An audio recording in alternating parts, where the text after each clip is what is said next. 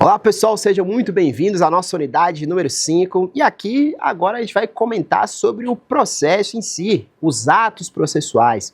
Quando a gente fala de atos processuais, eu falei na outra unidade que estamos falando do processo e o processo ele junta aí, né, um tanto de atos, ele é um conjunto de atos. Então a gente tem ali, né, atos do juiz, a gente tem atos das partes e é sobre isso que a gente vai comentar um pouquinho aqui agora. Já de início, eu posso te dizer que os atos processuais, eles não dependem de forma, exceto se a lei trouxer formas específicas para ele. Como assim? Você vê que determinados atos processuais, por exemplo, a citação, por exemplo, a intimação, você vê que a intimação, por exemplo, ocorrida na forma pessoal, ou seja, que é aquela que o oficial de justiça ou leva diretamente às mãos da pessoa que vai ser intimada, ou o oficial de justiça, ele faz a citação por meio, ou intimação por meio de aplicativos de mensagens e tudo mais, que hoje eu tenho até regulamentação para isso. Isso aí acontece de maneira informal, mas é informal por não ter forma, tá? Não é informal por ser bagunçado, tá? É porque não tem forma mesmo. Então, o oficial de justiça, conforme a lei, não é que ele tenha que chegar lá e fazer isso. O que tem que fazer, na verdade, é que ele tem que cientificar a parte de que a partir de agora vai ser praticado um ato processual X. Ele vai dizer para mim que qual é o prazo desse ato e que precisa ser feito por advogado. São algumas informações que o oficial de justiça passa aí para a parte, certo? É isso aí. Entretanto, você vê que algumas formas de citação, por exemplo, a citação por hora certa, tá aí nos artigos 252 a 254 do CPC. Essa, a lei trouxe a forma pelas quais ela deve acontecer. Tanto é que combina, então, com o que a gente falou. Ato processual em regra não tem forma, exceto se a lei trouxer forma específica para ele, tá certo?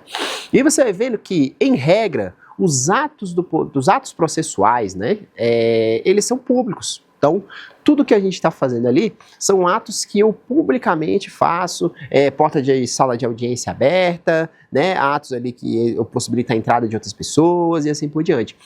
Mas você vai ver que a lei trouxe algumas situações em que a gente vai ter que colocar o ato processual sob sigilo. Por exemplo, quando a ordem pública ou o interesse social assim o exigirem, quando a gente estiver falando de guarda, divórcio, então são alimentos, são assuntos que devem estar em segredo de justiça, são atos que devem ser praticados em segredo.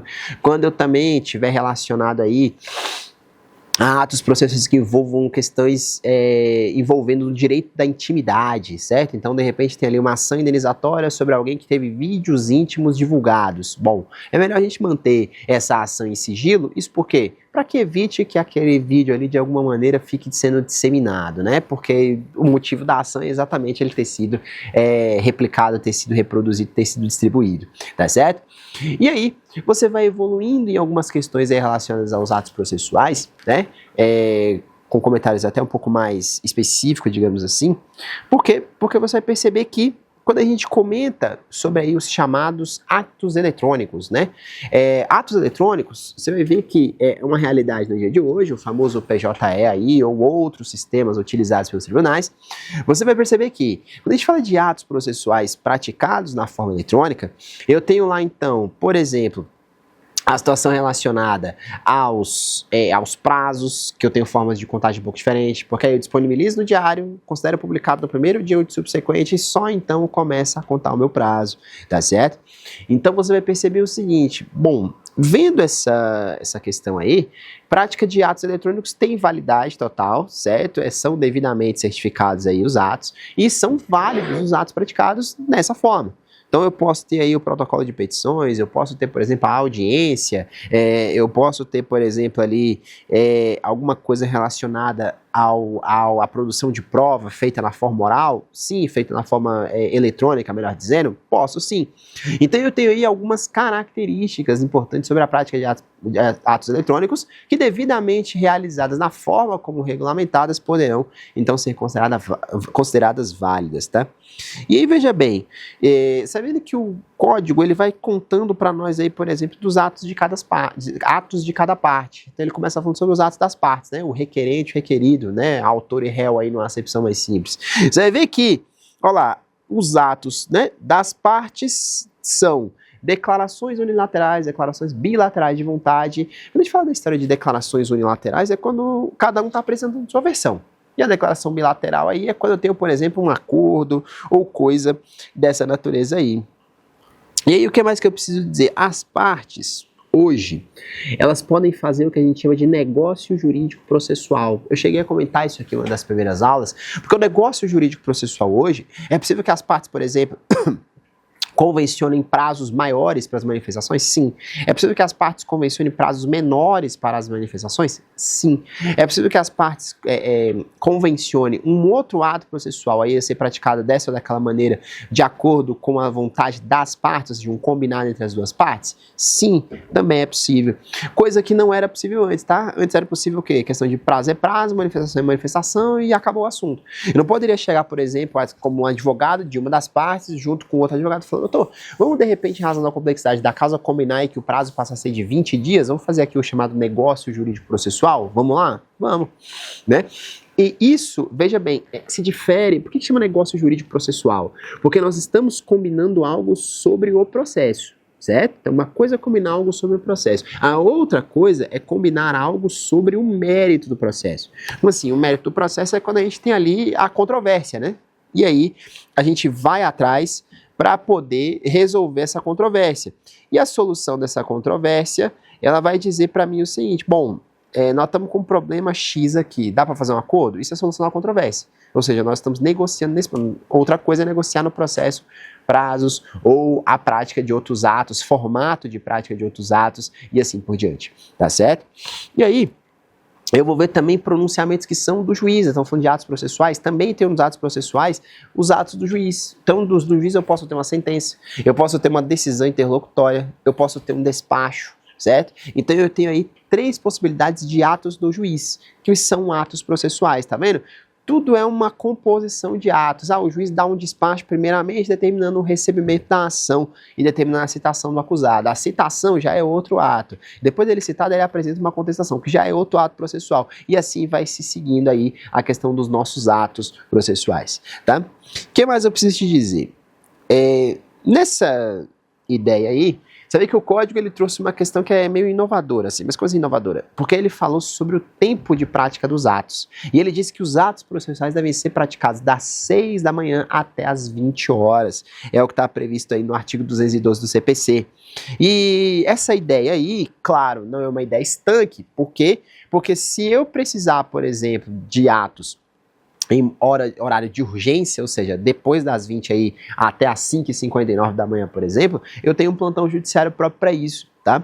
Por outro lado, eu necessito, por exemplo, iniciei um determinado ato antes das 18 horas e esse ato se estendeu para além das 18 horas, não faz sentido nenhum eu pegar e interromper o ato ali, né, para não continuar amanhã, certo? Exceto se nós estivermos de audiência e se for possível fazer essa cisão. Mas em regra, eu tenho que praticar os atos processuais de maneira de maneira unificada, tá? O que mais eu tenho aqui? Questões relacionadas a prazos. O Código de Processo Civil ele trouxe mudanças na forma de contagem de prazos. Quando a gente fala da forma de contagem de prazos hoje no processo civil, a conta que eu faço é que eu sempre vou considerar os dias úteis apenas, tá? Então eu não posso nem começar, nem terminar em dia que eu não seja útil e também não posso ter o dia não útil contado. Então, por exemplo, se o réu foi citado aí para contestar na quinta-feira, ele vai contar a sexta, mas ele não conta o sábado e domingo, e conta a segunda, terça, quarta, quinta. Então, nós temos aí que prazos hoje no processo civil são contados em dias úteis, tá? E eu só conto os dias úteis e desprezo o final de semana, tá certo? Que mais eu tenho aqui que eu posso te contar? Dentro desse sistema, você vai perceber o seguinte, bom, comunicação dos atos processuais. Quando a gente fala de comunicação dos atos processuais, eu preciso me lembrar que ato processual de comunicação ou é a intimação ou é a citação, mas eu também tenho a possibilidade das chamadas cartas. O que é carta? A carta precatória e a carta rogatória.